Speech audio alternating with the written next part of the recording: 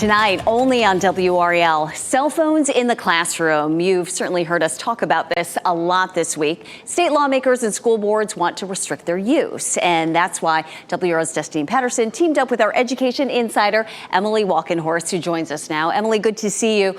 So many people want cell phones out of schools, but you and Destiny, you guys found that it's really easier said than done. You went to some other school districts to take a look, too. Right, Renee. I mean, the biggest thing we wanted to do was we wanted to find out what's actually working.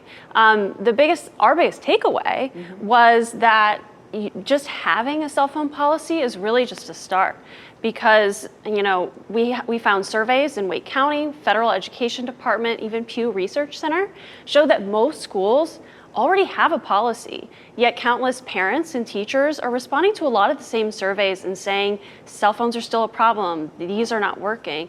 And so it really matters what's in the policy. That was our biggest takeaway.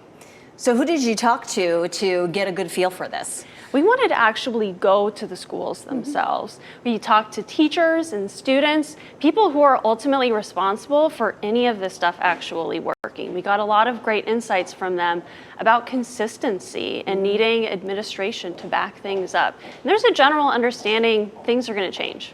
And what about enforcement? Anything surprise you there? Yeah, so it's very different.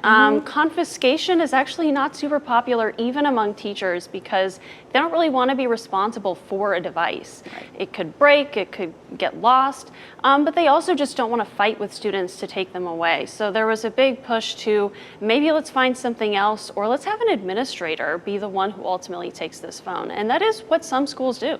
It's tough to find that balance, but certainly you want kids to have that technology and have access to parents and family. This issue keeps evolving, so where do we go from here? So school boards are actively looking at these policies. Individual schools are actively looking at how to make their policy better, something that actually works. But there are also two big bills in the state General Assembly that want to require school boards to create some kind of a policy. There's a Senate bill and there's a House bill, and both chambers really believe in their own bills. They're a little different though. And so we'll see where that bipartisan support for a cell phone restriction across North Carolina schools ultimately ends up.